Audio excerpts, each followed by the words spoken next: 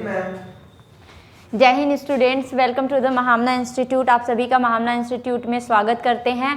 आज जो हम चैप्टर पढ़ेंगे वो हमारे एनसीईआरटी का चैप्टर 10 है, जिसका नाम human and health and welfare है। ठीक है, और उसके बारे में हम जानेंगे और इस चैप्टर के डिटेल्स में थोड़ा सा हम जाएंगे और जानेंगे कि इस चैप्टर में क्या क्या चीज़ें हैं, या फिर ह्यूमन वेलफेयर में क्या क्या चीज़ें इंक्लूड की गई हैं जो कि ह्यूमन वेलफेयर के लिए, यानी कि एक तरीके से कहा जाए तो ह्यूमन के बेनिफिट के लिए है। ठीक है, तो बहुत सारी ऐसी चीज़ें हैं जो कि ह्यूमन वेलफेयर में कंसीडर किया जाता है। ठीक है, तो यहाँ पे जो हमें पढ़ना है वो एक्चुअली माइक्रोब्स के बारे में हमें पढ़ना है कि माइक्रोब्स क्या होते हैं। ठीक है, तो सबसे पहले हम बात करते हैं माइक्रोब्स के बारे में। तो जब हम माइक्रोब्स के बारे में बात करते हैं तो नाम से ही समझ में आ रहा है कि किसी छोटी चीज़ की बात हो रही, क्योंकि माइक्रो क्या मीन्स कि एक स्मॉल पार्टिकल, समथिंग लाइक ऐसा कुछ बात हो रहा है। तो हमें किसी छोटे ऑर्गेनिज्म के बारे में स्टडी करना है, वो हमारा क्या कहलाता है, माइक्रो ऑर्गेनिज्म आपका कहलाता है। ठीक है, अब देखिए माइक्रो ऑर्गेनिज्म की डिस्कवरी की बात करें तो जो डिस्कवरी दी गई है माइक्रो ऑर्गेनिज्म की, वो दी गई है आपके लुवेनहॉक के द्वारा एंड रॉबर्ट हॉक एंड लुवेनहॉक के द्वारा दिया गया है। इन्होंने जो डिस्कवरी की थी, एक्चुअली इनको ये डिस्कवर करने में कम से कम 65 टू 83 तक जो टाइमिंग लगी, इन्हीं टाइमिंग के बीच में ही इन्होंने माइक्रोब्स के बारे में कई सारी चीज़ों के बारे में दिया, जैसे कि माइक्रोब्स क्या है आपका, इनके क्लासिफिकेशंस के बारे में भी इन्होंने बताया कि किस तरीके से माइक्रोब्स को क्लासीफाई किया गया है। तो जब हम माइक्रोब्स की बात करते हैं तो जो माइक्रोब्स होते हैं वो आपके दो तरीके से क्लासिफाइड किए गए हैं, एक तो आपका सेलुलर बेस्ड पे, दूसरा ए सेलुलर बेस्ड पे। अब समझिए सेलुलर बेस्ड क्या होता है और ए सेलुलर बेस्ड क्या होता है। जब हम बात करते हैं सेलुलर बेस्ड की, तो सेलुलर बेस्ड क्या होता है, यानी कि जो भी आपके ऑर्गेनिज्म या माइक्रोब्स बने हुए हैं वो आपके सेल के प्रेजेंस में या सेल से मिलके बने हों। वो सेल कैसे हो सकते हैं, आपके प्रोकैरियोटिक्स भी हो सकते हैं, आपके यूकैरियोटिक्स भी हो सकते हैं। तो जितने भी प्रोकैरियोटिक एंड यूकैरियोटिक्स में ऑर्गेनिज्म आते हैं वो आपके सेलुलर ऑर्गेनिज्म या माइक्रो ऑर्गेनिज्म में कंसीडर किए जाते हैं। जैसे कि अगर हम सेलुलर में बात करते हैं तो सेलुलर को कैटेगराइज किया गया है आपके 4 पार्ट्स में। पहला जो है वो है आपका फंगाई, जिसमें कि आपकी ईस्ट एंड मोल्ड्स वगैरह आते हैं। दूसरा क्या है आपका प्रोटिस्टा, जिसमें एल्गी हो गया, आपका प्रोटोजोअन्स हो गया, स्लाइम मोल्ड हो गए, तो ये है। तीसरा है आपका बैक्टीरिया, बैक्टीरिया में जैसे कि आपका इकोलाई हो गया और कई सारे, जैसे कोकस बैक्टीरिया हो गया, स्पाइरल बैक्टीरिया हो गया, रॉड शेप बैक्टीरिया हो गया, तो ये सब भी आपके किस में आते हैं, बैक्टीरिया में प्रेजेंट होते हैं। नेक्स्ट हम बात करते हैं आर्की बैक्टीरिया। आर्की बैक्टीरिया की जब बात करते हैं तो आर्की बैक्टीरिया जो होती है इसमें कई सारे बैक्टीरिया देखने को मिलते हैं, जैसे कि मिथानोकॉकस हो गया आपका, या फिर हम बात करते हैं मिथानोजैन का या थर्मोजैन का।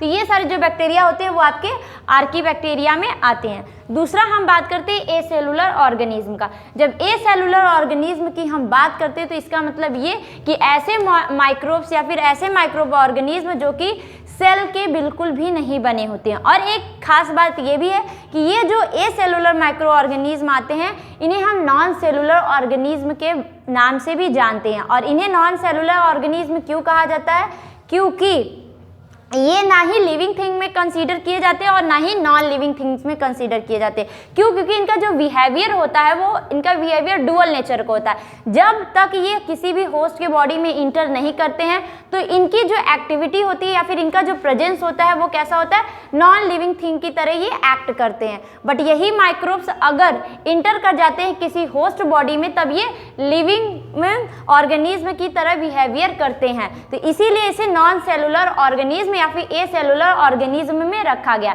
जैसे कि एग्जांपल में हम बात करते हैं वायरस में आपका बैक्टीरियोफेज हो गया, टीएमबी वायरस हो गया, आपका एडिनोसिन वायरस हो गया, रेट्रोवायरस हो गया और सारे वायरस हैं। फिर आपका है विरॉइड्स, नेक्स्ट है आपका सैटेलाइट वायरस एंड लास्ट है आपका प्रियॉन वायरस। तो ये सब ऐसे वायरस है जो कि आपके single standard, double standard RNA और डीएनए जेनेटिक मटेरियल के बने होते हैं। ठीक है, इनके अंदर जेनेटिक मटेरियल तो वो होता है बट वो एक्चुअली जेनेटिक मटेरियल जो होता है वो वर्केबल नहीं होता।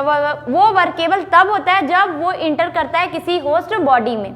तो ये जो ओवरव्यू दिया गया है क्लासिफिकेशन ऑफ माइक्रोस्कोप की अगर हम बात करें तो ये है आपका एक प्योर क्लासिफिकेशन। अगर और भी डीप में हम देखने जाएं तो इनको और भी कई सब पार्ट्स में कैटेगराइज किया गया है, सब स्पीसीज में, आपके फैमिलीज में और आपके कह सकते हैं एक तरीके से अगर इनका देखा जाए ब्रॉड क्लासिफिकेशन, तो इनको और छोटे छोटे सब क्लासिफिकेशंस में डिवाइड किए गए हैं। ठीक है, तो अब सबसे पहले अगर हम बात करते हैं कि माइक्रोब्स की बात करते हैं, तो जो हमें माइक्रोब्स में पढ़ने हैं, एक टॉपिक जो हम कंसीडर करते हैं, तो उसमें हमें पढ़ना है कि हम थोड़ा सा हमें वायरस के बारे में जानना है कि वायरस क्या है, ठीक है, और उनके क्या स्ट्रक्चर्स हैं और वो किस तरीके से हमारे लिए हार्मफुल है या यूजफुल है।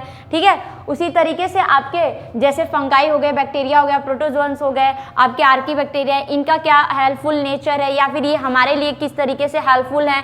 ठीक है, तो ये जो हेल्पफुलनेस नेचर इनके तरफ से दिखता है खासकर ह्यूमन बींग्स के लिए, वही हम किस में कंसीडर करते हैं, human and welfare of microbes में। ठीक है, यानी कि माइक्रोब्स की ऐसी कुछ स्पीसीज जो कि ह्यूमन बींग के लिए काफ़ी ही बेनिफिट है। जैसे कि एग्जांपल में हम बात करते हैं लैक्टोबैसिलस बैक्टीरिया के बारे में, आपने सुना होगा, जो कि काफ़ी हेल्पफुल है हमारे लिए। क्यों? क्योंकि लैक्टोबैसिलस जो बैक्टीरिया है वो हम कहाँ पाया जाता है, कर्ड में पाया जाता है। ठीक है, और कर्ड हमारे लिए क्या है, ह्यूमन डाइजेस्टिव सिस्टम के लिए कर्ड काफ़ी अच्छा है। ओके, स्किन के लिए काफ़ी अच्छा है, क्योंकि जो कर्ड होता है ये एज ए एंटीबायोटिक या फिर एंटी एजेंट की तरह भी काम करता है, जो कि स्किन में ग्लो लाता है, स्किन में जो भी डिजीजेज होते हैं उनको फाइट करने के लिए हेल्प करता है, खासकर इम्यूनिटी पावर बढ़ाता है, डाइजेस्टिव सिस्टम को आपके सही करता है। ठीक है, और जैसे कि आपके अगर कुछ ईस्ट या बैक्टीरिया की बात करें या फिर कुछ फंगाई या ईस्ट की बात करें, तो जैसे अगर ईस्ट की बात करते हैं तो ईस्ट जो होता है वो खासकर आपके ब्रेड हो गए जितने भी, ठीक है, जो बेकरी की चीज़ें होती हैं उनमें खासकर ईस्ट का सबसे ज़्यादा यूज़ होता है। ठीक है, और वो क्या करता है, वो भी हमारे लिए काफ़ी एक तरीके से देखा जाए तो काफ़ी हेल्पफुल करता है। ठीक है, क्योंकि जो भी आपकी स्पंजी चीज़ें होती हैं वो उसमें आपके ईस्ट हो गए, मोल्ड हो गए, ये सारी चीज़ें प्रेजेंट होते हैं, जो कि हमारे वो भी एक तरीके से डाइजेस्टिव सिस्टम, जैसे कि एक एग्जाम्पल हम आपको देते हैं विनेगर का। ठीक है, विनेगर्स में भी आपके कई सारे माइक्रोब प्रेजेंट होते हैं और विनेगर काफ़ी ही कह सकते हैं कि बहुत अच्छा होता है हमारे बॉडी के लिए। ठीक है, तो ये एक बात हुआ पूरा माइक्रोब्स का। अब हम थोड़ा डिटेल में जाएंगे और देखेंगे कि क्या क्या कहाँ कहाँ इन माइक्रोब्स का यूज़ होता है। ठीक है, तो हम आइए आगे पढ़ते हैं उसके बाद। तो हम बात करेंगे अब कि क्या क्या यूजेस हैं आपके माइक्रोब्स के। ठीक है, तो जब माइक्रोब्स के यूजेस करते हैं तो माइक्रोब्स के बहुत सारे ऐसे यूजेस हैं जो कि ह्यूमन वेलफेयर में काफ़ी बेनिफिट होते हैं या फिर बेनिफिटफुल होते हैं। ठीक है, तो देखिए क्या क्या चीज़ें हो सकती है उसमें, आपके कई सारे केमिकल इंजाइम्स बेस्ड हो सकते हैं। ठीक है, एंटीबायोटिक्स के रूप में यूज़ हो सकते हैं, फ्रेगमेंटेशन के रूप में यूज़ हो सकते हैं। तो ये अलग अलग चीज़ें हैं। जैसे कि अगर इनको सब कैटेगरीज में देखा जाए तो एक बात करते हैं हम पहले कि जो माइक्रोब्स होते हैं ये हाउस होल्ड प्रोडक्ट में किस तरीके से हेल्प करते हैं। हाउस होल्ड यानी कि ऐसे माइक्रोब जो कि हमारे हाउस जो भी घर से रिलेटेड या किचन से रिलेटेड जहाँ भी काम होते हैं तो वहाँ पे हमें इस तरीके के माइक्रोब देखने को मिलते हैं। जैसे कि एग्जांपल में हम बात करते हैं किसका, लैब का। लैब किसको बोलते हैं, आपके लैक्टोबैसिलस बैक्टीरिया जो होता है वो उसी को हम शॉर्ट में लैब बोलते हैं। ओके, नेक्स्ट आपके ईस्ट हो गया, फिर आपका सैक्रोमाइसिस सर्विसेस हो गया, फिर आपका प्रोपिनियो बैक्टीरियम सरमैनेई हो गया। तो ये सब ऐसे बैक्टीरिया जो कि आपके हाउस होल्ड प्रोडक्ट के लिए यूज़ किए जाते हैं। जैसे कि अगर हम लैब की बात करते हैं तो लैब आपको अभी बताया मैंने कि कर्ड को क्या बोलते हैं बनाने में या कर्ड के फॉर्मेशन में लैक्टोबैसिलस की यूज़ की जाती है। ठीक है, साथ में ईस्ट की बात करते हैं तो ईस्ट और मोल्ड वगैरह जो होता है वो आपके ब्रेड फ्रेगमेंटेशंस के लिए, यानी कि ब्रेड वगैरह जो भी बनाया जाता है उनके लिए आपका यूज़ होता है। ओके, तो हम बात कर रहे थे ईस्ट की कि ईस्ट का जो यूज़ होता है वो खासकर आपके जितने भी ब्रेड्स होते हैं और आपके केक वगैरह हो गए और आपका डोसा इडली का जो बैटर होता है उनके लिए यूज़ किए जाते हैं। तो ये सारी चीज़ें जो होती हैं आपके हाउस होल्ड प्रोडक्ट में आते हैं। सैक्रोमाइसिस उसी तरीके से हो गया, आपका एम्प्रोपोनियम बैक्टीरियम सरमैनेई हो गया। ये जो प्रोपोनियम बैक्टीरियम सरमैनेई है ये चीज़ ना जो आप बर्गर में, पिज़्ज़ाज में, सैंडविचेस में चीज़ यूज़ करते हैं तो वो चीज़ बनाने में ये जो बैक्टीरिया होती है या ये जो माइक्रोब्स होता है ये यूज़ आता है। ठीक है, अब देखिए नेक्स्ट बात करते हैं कि अगर इंडस्ट्रियल पर्पस से बात करें कि जो इंडस्ट्रियल पर्पस में कई सारे ऐसे प्रोडक्ट या कई सारे ऐसे प्रोडक्ट बनाए जाते हैं जो कि आपके माइक्रोब के हेल्प से बनते हैं। ठीक है, उसमें आपके क्या बोलते हैं कि कई सारा आपका मेथड होता है। एक मेथड जो होता है इंडस्ट्रियल में जो कि सबसे ज़्यादा यूज़ किया जाता है उस मेथड को हम फ्रेगमेंटेशन के नाम से जानते हैं। ठीक है, और दूसरा जो मेथड है वो है आपका एंटीबायोटिक मेथड, यानी कि जितने भी एंटीबायोटिक ड्रग्स है और आपके कह सकते हैं कि सॉल्यूशंस वगैरह बनते हैं वो आपके किस में आते हैं, वो इंडस्ट्रियल प्रोडक्ट में भी आते हैं। और साथ साथ कई सारे एंजाइम का फॉर्मेशन करना, कई सारे केमिकल को बनाना,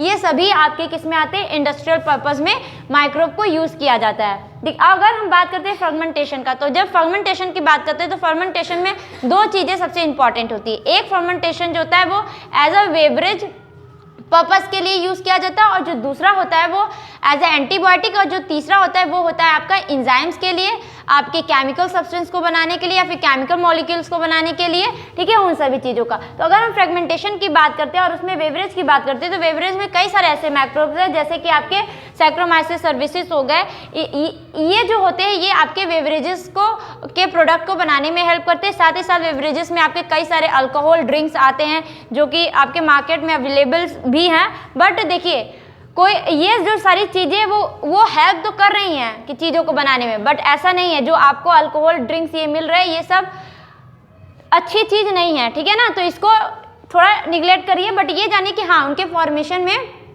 इन सारी चीज़ों का यूज़ किया जाता है। नेक्स्ट हम एंटीबायोटिक की बात करते हैं। एंटीबायोटिक में कई सारे आपके एंटीबायोटिक्स है, जैसे कि एग्जांपल में हम पेनिसिलिन की बात करते हैं। पेनिसिलिन एक ऐसा फर्स्ट एंटीबायोटिक है जो कि एलेक्जेंडर फ्लेमिंग के द्वारा डिस्कवर किया गया पेनिसिलिन है, और ये पेनिसिलिन एक्चुअली हमें ईस्ट से, जो ईस्ट होती है, ठीक है, यानी कि फंगाई जो होती है उससे मिला होता है ये, ठीक है, उसी को आइसोलेट करके ये पेनिसिलिन एंटीबायोटिक जो होती है वो बनाई जाती है। और ये जो आपके एंटीबायोटिक्स होते हैं ये कई सारे डिजीज़ एजेंट की तरह वर्क करते हैं, यानी कि जो भी हमें डिजीज़ हो रहे हैं उनसे बचाने में, उनके प्रिवेंशन में कई सारे एंटीबायोटिक्स जो होते हैं वो हेल्प करते हैं, ठीक है।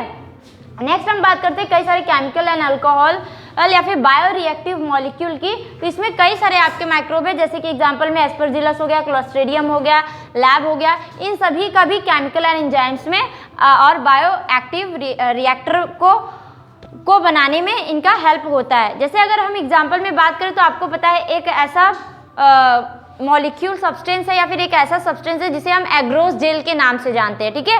एग्रोस जेल जो होता है वो आपके कई सारे ऐसे प्रोसेस में यूज़ होता है जो कि आपके कह सकते हैं मॉलिक्यूलर बेसिस पे या फिर माइक्रोलर बायोलॉजी या फिर कह सकते हैं कि हम बायोटेक्नोलॉजी, इन सारी जगह पे इनका काफ़ी अच्छा यूज़ होता है, क्योंकि ये जो आपके एग्रोस जेल होते हैं ये भी आपके किसके बने होते हैं, माइक्रोब्स के ही बने होते हैं। और ये जेल काफ़ी बेनिफिशियल है आपके, जैसे जेलीज बनाने में, आइसक्रीम बनाने में और कई सारे आपके ऐसे सोल्यूशंस बनाने में जो कि बायोटेक्नोलॉजी लैब्स में आपके यूज़ किए जाते हैं, ठीक है।